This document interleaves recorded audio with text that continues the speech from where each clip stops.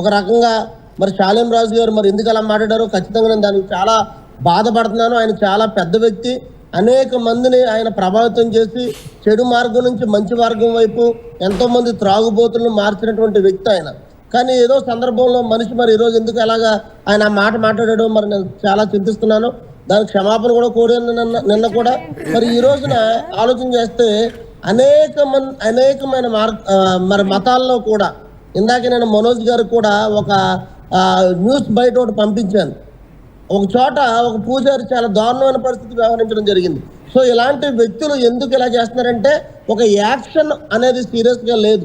ఇందాక మేడం గారు ఒకరు మాట్లాడుతూ ఇటువంటి వ్యక్తులు ఖచ్చితంగా కఠినంగా శిక్షించాలి అని మాట్లాడుతున్నారు. ఒక శాలేం రాజు గారు ఒక నోటంట వచ్చిన ఒక మాట ఈరోజు ఇంత వివాదాస్పదంగా అయింది మనం చూస్తున్నాం. కానీ చాలా మంది చాలా రకాలుగా స్త్రీలను వారు ఇంకా బ్రతకడానికి కూడా అవకాశం లేకుండా చాలా ఘోరంగా అంటే ఇప్పుడు వేరే వాళ్ళకి శిక్ష పడలేదు, వేరే వాళ్ళకు ఇది జరగలేదు, వేరే వాళ్ళ మీద కేసు బుక్ అవ్వలేదు కాబట్టి వాళ్ళతో పాటు ఈయన కూడా వదిలేయమని చెప్తున్నారా మీరు? నేను వదిలేమని చెప్పట్లేదు కదా. ఇప్పుడు కనీసం అంటే మీ వంతుగా మీరు శిక్షించలేరు, కనీసం క్షమాపణలు చెప్పాలి కదా ఆయన. మీరైనా అటువంటి సలహా ఇచ్చేది ప్రయత్నం చేస్తున్నారా మీరు?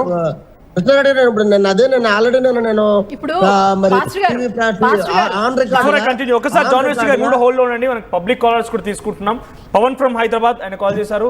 ఎస్ పవన్ గారు వినిపిస్తోంది, చెప్పండి ఏం మాట్లాడాలనుకుంటున్నారు? శాలేం రాజు మాటల పైన మీ అభిప్రాయం ఏంటి? అంటే ఆల్రెడీ శాలేం రాజు గారు మాట్లాడిన అవి వివాదమైన ఏదైతే అది వీడియో ఉందో చూశానండి, చాలా బాధ అనిపించింది.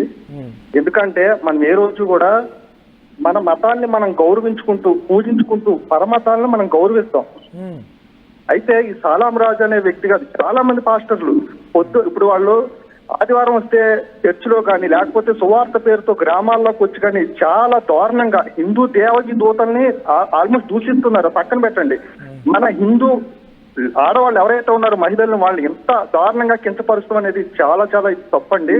ఇంకోటి చెప్తున్నా, ఈ వివాదం ఆల్రెడీ జరిగింది, ఎక్కడితోటి మనం ఇంతవరకు ఊరుకునేది లేదండి. ఎందుకంటే ఇప్పుడు ఈ రోజు ఈ శాలేం రాజు ఇంకెన్నెన్నో మనం చూసుకుంటూ వచ్చాం, ఎన్నెన్నో ఇనుకుంటూ వచ్చాం. కాకపోతే చాలా దారుణంగా మన ఆడవాళ్ళని మల్లెపూలు పెట్టుకుంటే ఏదో తప్పన్నట్టు, లేకపోతే వాళ్ళు ఏదో తప్పుడు పనులు చేస్తున్నట్టు ఈ విధంగా మాట్లాడుతూ వీళ్ళు కించపరుస్తూ మాట్లాడుతున్నారు. కాబట్టి ఎవరైతే ఈసారి ఇలా గ్రామాల్లోకి వచ్చి ఇలా సభలు బట్టి ఇలా మాట్లాడారో చాలా కఠినంగా చర్యలు తీసుకుంటామండి. ఇప్పటి వరకు మేము అన్ని మూసుకుని కూర్చున్నాం, ఇంకా మా ఓపిక నశించిపోయింది. ఈ శాలేం రాజే కాదు, ఇంక ఎవరైనా సరే ఇంత దారుణంగా ఇంత వలగరగా మాట్లాడి ఇంత ఇలా మళ్ళీ ఇది రిపీట్ అయినా లేకపోతే ఏదైనా చాలా దారుణంగా ఎంత ఘోరంగా మేము చర్యలు తీసుకుంటామంటే గవర్నమెంట్ ప్రభుత్వాలు ఆల్రెడీ ఓపిక నశించిపోయింది. ఇప్పుడు వరకు ఇన్ని చూసుకుంటూ భరిస్తూ వచ్చాం. హిందూ మతాన్ని సనాతన ధర్మాన్ని కించపరుస్తారు. ఇంక ఏదో అయ్యిందేదో అని చెప్పేసి ఏదో ఇంకా అన్ని ఓపు పట్టుకున్నాం. కాకపోతే ఇంట్లో ఆడవాళ్ళు మా వైఫ్ గారే ఉన్నారు, మల్లెపూలు పెట్టుకుంటారు, బయటకు వెళ్తారు. ఎంత బయట వాళ్ళు ఎలా కామెంట్ చేస్తారు? అప్పుడు మల్లెపూలు పెట్టుకుంటే తప్ప? రైట్ పవన్ గారు. సో ఇక్కడ నేనేమంటున్నా అంటే ఏ మతం వారైనా కూడా మొదటి నుంచి ఇక్కడ యమునా పాఠక్ గారు చెప్తున్న మాట కానివ్వండి, సంజయ్ గారు చెప్తున్న మాట కానివ్వండి, కృష్ణారెడ్డి గారు చెప్తున్న మాట కానివ్వండి, జాన్ వెస్లీ, ఏ మతమైనా ఐ రిపీట్ అగైన్ మళ్ళీ చెప్తున్నా, ఏ మతమైనా మహిళల్ని కించపరిస్తే తప్పే. అది ప్రధాని అయినా, ముఖ్యమంత్రి అయినా, మంత్రి అయినా, ఏకంగా ఒక పోలీస్ అధికారి అయినా. ఎందుకు చాలా మంది మహిళలు కించపరిచిన అరెస్ట్ చేయలేదా? వాళ్ళు శిక్షలు పడలేదా? ఇప్పుడు అప్పట్లాగానే ఉంది. ఇంకా పాత పద్ధతులను కించపరుస్తామనుకుంటే పొరపాటు పడ్డట్టే. బయటకు వచ్చిరంటే బడిత పూజ అవడం ఖాయంగా కనబడుతుంది. ఎవరికైనా మహిళల్ని కించపరిచే ఎవరైనా కూడా అది కేవలం మహిళలను మంచి కించపరిచిన దాంట్లో వాళ్ళే పోరాడాలి, వాళ్ళే బయటికి రావాలి, వాళ్ళే నిరసన చేయాలని చెప్పి ఏదో పూర్వంలాగా ఇంకా ఆ పద్ధతి లేదు. మగవాళ్ళు బయటకు వస్తున్నారు. ఒక్కసారి బయట ఇవాళ మార్నింగ్ ఒక వీడియో చూస్తాను నేను, ఇంట్రెస్టింగ్ మీకు కూడా దృష్టికి తీసుకొస్తున్నాను. అది భీమవరం జిల్లాలో కొంతమంది ఆకతాయిలు రోడ్డుపై నుంచి నడుచుకుంటూ వెళ్తుంటే ఒక స్కూల్ బస్, కాలేజ్ బస్ వెళ్తూ ఉంది. బయట నుంచి ఒక వ్యక్తి చిల్లర బెరవ, వాడు ఏ మతం, వానికి మతం కులం ఏం లేదు కదా, మత్తుగా గంజాయి మత్తు తీసుకొని అమ్మాయి పైన బస్సులో వెళ్తున్న అమ్మాయిని టచ్ చేసి గిల్లిపోయాడు. అక్కడి నుంచి తోటి విద్యార్థులందరూ బయటకు వచ్చి బడిత పూజ చేశారు. అడిగి అక్కడ మతం కులం పనికొచ్చిందా? అక్కడ మతం కులం ప్రస్తావన లేదే. ప్రతి చోట ఇది ఒకటే ప్యాషన్ అయిపోయింది చాలా మందికి. జాన్ వెస్లీ గారు కానివ్వండి, కృష్ణారెడ్డి గారు చెప్తున్నాను నేను ఇక్కడ, కొంతమంది షార్ట్ టర్మ్లో ఫేమస్ అవడం కోసం ఇన్స్టాగ్రామ్లో రీల్సో లేకపోతే యాక్టర్స్ చేసేటువంటి రీల్స్ లాగానే షార్ట్ టర్మ్లో ఫేమస్ అవడం కోసం కూడా పరమతాన్ని దూషిస్తున్నారు. ఇందాక పవన్ గారు చాలా చక్కగా చెప్పినట్టుగా మన మతాన్ని, మన దేవులను పూజిద్దాం, పరమతాన్ని గౌరవిద్దాం. యమునా పాఠక్ గారు ఇందాక చెప్పినట్టుగా తన ఫ్రెండ్స్ చాలామంది క్రిస్టియన్స్ ఉన్నారు, ప్రతి ఒక్కరు క్రిస్టియన్ ఫ్రెండ్స్ ఉన్నారు, ప్రతి ఒక్కరు ముస్లిం ఫ్రెండ్స్ ఉన్నారు. చదువుకున్న టైంలో మనకి ఎక్కడైనా చదువులో ఎస్ నువ్వు ఇది ఈ మతాన్ని కూడా లేదు కదా, ఈ మతానికి సంబంధించి రిజర్వేషన్ లేవు కదా. కానీ కావాలని రెచ్చగొట్టి షార్ట్ టర్మ్ లో మనం ఫేమస్ అవడం కోసం మాత్రమే ఇటువంటి ప్రయత్నాలు జరుగుతున్నాయి. జాన్ వెస్లీ గారు మిమ్మల్ని ఒక రిక్వెస్ట్ చేస్తుంది, ఎందుకంటే చాలా మంది అసలు ఈ టాపిక్ గురించి మాట్లాడడానికి చాలా మంది సంప్రదించా, కానీ ఎవరు కూడా ముందుకు రాలేకపోయారు. మీరు వచ్చారు కాబట్టి నేను అప్రిషియేట్ చేస్తున్నా. మీరు అట్ ద సేమ్ టైం అక్కడ మాట్లాడిన మాటలు తప్పు అంటున్నారు కాబట్టి అట్ ద సేమ్ టైం క్షమాపణ కూడా చెప్పారు, అప్రిషియేట్ యూ. కానీ నేను ఏమంటున్నానంటే మీరు కూడా ఒకసారి ఆలోచించండి, మీ మతం లేకపోతే మీ వృత్తి పాస్టర్ వృత్తి ఎవరైతే ఎంచుకున్నారో అలాంటి వాళ్ళు తప్పు చేసి తప్పని ఖండించండి. మీకు యూనియన్స్ ఉన్నాయి, మీకు అసోసియేషన్లు ఉన్నాయి, ఆ రకంగా చేయండి. వాళ్ళు ఇంకా ఏదో ఉదాహరణగా చెప్పారనో చాలా తేలికపాటి తీసుకుంటే డెఫినెట్గా పొరపాటు పడ్డట్టే. At the same time Krishna Reddy కూడా వర్తిస్తుంది. ఆయన కూడా డెఫినెట్గా ఎవరన్నా ఆ మతానికి సంబంధించో హిందూ మతాల్లో ఎందుకు కించపరిచిన వాళ్ళు ఆ రకంగా అసభ్యకరంగా మాట్లాడిన వారు లేరా? అది కూడా తప్పే డెఫినెట్గా. సో జాన్ వెస్లీ గారు ఇటువంటి ఇనిషియేషన్ మీరు తీసుకుంటారా? ఆ బాధ్యతలు తీసుకునే అవకాశం ఉందా? ఖచ్చితంగా. ఇప్పుడు శాలెం రాజు పైన మీరు ఇప్పుడు ఆయన తెలిసిన తప్పు, ఆయన పైన కేసు కావాలి, శిక్ష అర్హులని మీరు భావిస్తున్నారా లేదా? ఖచ్చితంగా చట్టం దాని పని దాన్ని చేసుకుంటూ పోద్ది కదా. చట్టం మీరు అనుకుంటున్నారు లేదా? చట్టం చేసుకెళ్తుంది. చట్టం ఇక్కడ శాలెం రాజు లేకపోతే జాన్ వెస్లీ, మనోజ్ అనో లేకపోతే ఇంకెవరి పేర్లు చూడదు. అక్కడ చట్టం తెలిసింది ఒకటి తప్ప ఒప్ప అని. ఆయన తప్పు చేశారు, శిక్ష అర్హులు అని అనుకుంటున్నారా లేదా? అదే నేను చెప్తాను సార్, ఇప్పుడు ఆల్రెడీ కంప్లైంట్లు ఇచ్చారన్నారు కాబట్టి ఆ కంప్లైంట్ లో మరి వాళ్ళు ఏదైతే కంప్లైంట్ ఇచ్చారో దాని ప్రకారంగా మరి మనకి చట్టాలు ఉన్నాయి కాబట్టి చట్ట ప్రకారంగా ఒకవేళ తప్పు చేసినట్లయితే ఖచ్చితంగా ఆయన శిక్ష పడాలి. తప్పు చేసినట్లయితే అంటే ఇక్కడ మళ్ళీ క్వశ్చన్ రేజ్ అవుతుంది. వాళ్ళందరూ కూడా మళ్ళీ హాయింట్స్ రేజ్ చేస్తున్నారు. తప్పు చేసినట్లు అవుతుందంటే మీరు భావిస్తున్నారా లేదా అని అడుగుతున్నాను అంతే. నేను అదే కదా సార్ చెప్తున్నాను. ఇప్పుడు నిజంగా ఆయన ఆ మాట ఉద్దేశపూర్వకంగా మాట్లాడా లేదంటే యాదృచ్ఛికంగా వచ్చిందా? ఒకవేళ ఆయన ఉద్దేశపూర్వకంగా మాట్లాడేది ఖచ్చితంగా శిక్ష పడాల్సిందే. ఇందాక పాస్టర్ గారు ఒక మాట అన్నారు, ఆయన బైబిల్ నుంచి కోట్ చేశారు వర్సెస్ కూడా. ఈ వర్స్ కోట్ చేసి అక్కడ యేసు ప్రభువే అమ్మ అని మాట్లాడారు, అంత గౌరవించారు అని ఇందాక వారే చెప్పారు. అవునా, మహిళని గౌరవించారు, ప్రభువే గౌరవించారు అన్నప్పుడు ఆయన కోట్ చేశారు కదా, ఇందాక వారే చదివి చెప్పారు కదా. మరి అలాంటప్పుడు ఆ మతానికి చెందిన ఒక మత ప్రవక్త అక్కడున్న ఒక సెట్ ఆఫ్ ఫాలోవర్స్తో మాట్లాడుతున్నప్పుడు, వారికి బోధిస్తున్నప్పుడు వారు చెప్పిన మాటలు ఏంటి అంటే మనం విన్నాం. ఎన్నిసార్లు చెప్పుకోవాలి? అది మనం అంతా విన్నాం. అది వినినప్పుడు ఏమవుతుంది? యేసు ప్రభువే అంత ఔదార్యంతో అమ్మా అని మాట్లాడినప్పుడు ఒక మత ప్రవక్త రెండు ఆస్పెక్ట్స్ ఉన్నాయి. బయట కష్టం కోసం, పొట్ట తిప్పల కోసం ఒక వ్యక్తి అన్నమో రామచంద్ర. దుబాయ్ నుంచి మనకు కాలర్ వచ్చారు, ఒకరు మాట్లాడదాం. David from Dubai. డేవిడ్ గారు ఏం చెప్పాలనుకుంటున్నారు? ఇక్కడ ఉన్న పెద్దలందరికీ నమస్కారం అండి. నమస్కారం డేవిడ్ గారు. శాలెం రాజు గారు మాట్లాడింది 100కి 100% తప్పండి నా దృష్టిలో.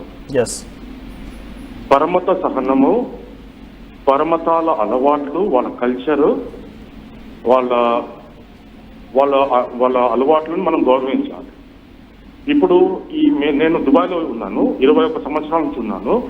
ఇక్కడ దగ్గర 170 దేశాల మంది ఉన్నారండి. ఇక్కడ ఎవరి మతం వాళ్ళదే, ఎవరి ప్రాక్టీసెస్ వాళ్ళవే, ఎవరి రిలీజియస్ బిలీఫ్స్ వాళ్ళవే. మ్యూచువల్ కల్చరల్ రెస్పెక్ట్ అనేది ఉంటుందండి. ఇప్పుడు మనము ఒక చిన్న ఉదాహరణ చెప్తానండి. గాంధీ గారు లాయర్, ఆయన సూట్ తోని సౌత్ ఆఫ్రికా వెళ్ళారు, ఇండియాకి వచ్చి ఆయన ధోతి కట్టుకున్నాడు. అంబేద్కర్ గారు దళిత బాంధవుడు, ఆయన చదువుకోవడానికి కూడా ఆయన క్లాస్ రూమ్లోకి ఎంట్రీ ఇవ్వలేదు.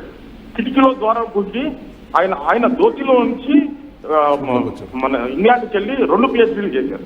ఆయన సూట్లో వచ్చాడు ఇండియాకి. ఎవరి అలవాట్లు, ఎవరి పద్ధతులు మనం గౌరవించాలి. ఇప్పుడు మనం గాంధీ ఎక్కువ అనుకుందామా, అంబేద్కర్ ఎక్కువ అనుకుందామా? తప్పు కదా. నేనేమంటా అంటే పరమత సహనాన్ని మనం ప్రాక్టీస్ చేయాలి. ఇతరుల సాంప్రదాయాలను మనం గౌరవించాలి. అది నేను ఒక క్రైస్తవుడుగా, ఆమె బార్న్ క్రిస్టియన్, నేను పుట్టుకతోనే క్రైస్తవుని. ఓకే, నేను చెప్పదలుచుకున్నాను. శాలెం గారు మాట్లాడింది మాత్రం 100కి 100% తప్పు. ఆయన పెద్దవారు, ఆయన ఈ కార్యక్రమం చూసి రెస్పాండ్ అయ్యి ఇమ్మీడియట్ గా మన మీడియా తరంగా మరి ఇంకో పెద్ద పాస్టర్ గారు కూర్చున్నారు, వారి ద్వారా దీన్ని క్లారిఫై చేసి ఈ వివాదాన్ని త్వరలో సమాప్తం చేస్తారని నేను కోరుకుంటున్నాను. రైట్, థ్యాంక్ యూ డేవిడ్ గారు.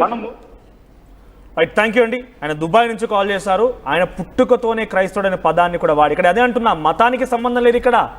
మతానికి అసలు మతం ప్రస్తావనే లేదు.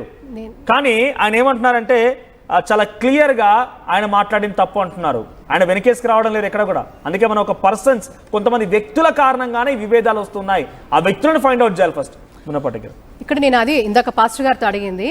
సో ప్రభువే అలా చెప్పినప్పుడు, వారు ఇందాక చదివి మనకు వినిపించారు కదా, అలా వినిపించినప్పుడు ఇక్కడ ఒక మత ప్రవక్త ఆయన మాటలు విని ప్రభావితం వెయ్యే వాళ్ళు బోలెడు మంది అక్కడ ఉన్నప్పుడు ఆయన ఎలాంటి మాటలు మాట్లాడాలి? ఆయన ఒక మామూలు వ్యక్తి అయితే ఎవరైనా ఈ రోజు వింటారు, మరుక్షణం మర్చిపోతారు. కానీ ఆయనకు ఒక సెట్ ఆఫ్ ఫాలోవర్స్ ఉన్నారు. మీరు మరీ నేను అది ఎంఫసైజ్ చేస్తున్నాను, దాని మీద స్ట్రెస్ చేస్తున్నాను. ఆయనకు ఒక సెట్ ఆఫ్ ఫాలోవర్స్ ఉన్నారు. ఆయన చెప్పిందే, ఆయన ఏది చెప్తే అది మనం ఆచరిద్దాము అనుకునే ఆచరణాత్మకంగా మాట్లాడతారు. కాబట్టి ఆయన చెప్పేదే మనం చేద్దామనే వ్యక్తులు ఉన్నారు. ఎందుకంటే పాస్టర్స్ కాల్ చేస్తున్నాం, మనం ఒకసారి వాళ్ళ కాల్ తీసుకుందాం. పాస్టర్ సమీర్, రైట్ వినిపిస్తుందండి, ఒకసారి మాట్లాడండి. వారందరికి కూడా అక్కడ ఉన్న పెద్ద వాళ్ళందరికీ నమస్కారం సార్. అయితే సాలేం రాజు గారు అన్న విషయం ఏంటంటే సార్, అక్కడ ఫ్లోలో అన్నాడే తప్ప వాళ్ళని బయట వాళ్ళని ఉద్దేశించి చెడ్డవాళ్ళని కాదు సార్. ముఖ్యంగా అనటానికి ఏంటంటే అక్కడ ఉన్న ఫ్లో, అక్కడ ఉన్న విశ్వాసుల్ని ఉద్దేశించి మాట్లాడిన విషయమే కానీ బయట వారిని తిట్టాలన్న ఉద్దేశం కాదు, లేదా బయట వారిని కించపరచాలన్న ఉద్దేశం కాదు సార్. అక్కడ ముఖ్యమైనది ఆ పాయింట్ని వాళ్ళు మర్చిపోతున్నారు. బయట వాళ్ళని ఏదో తిట్టాలని కాదు, వీళ్ళని చెప్పుకుంటూ ఆ ఫ్లోలో వచ్చిన మాటే తప్ప వేరే ఒక ఉద్దేశం కాదు సార్. అదే అంటున్నాను ఇందాక పాస్టర్ గారు సమీర్ గారు డేవిడ్ అని చెప్పి దుబాయ్ నుంచి కాల్ చేశారు. ఆయన పుట్టుకతోనే క్రైస్తవుడు. ఆయన ఏం చెప్పారని చాలా చక్కగా ఈ తప్పు అని ఒప్పుకున్నారు. ఆయన మనతో పాటు లైవ్ లో కూడా జాన్ వెస్లీ గారు ఉన్నారు. ఆయన కూడా నేను క్షమాపణ చెప్పారు, తప్పని ఒప్పుకున్నారు. ఇదే అంటున్నా, ఇక్కడ ఓవరాల్ గా అందరినీ జనరలైజ్ చేసి ఒక పాస్టర్ ననో లేకపోతే ఒక మతాన్నో మాట్లాడ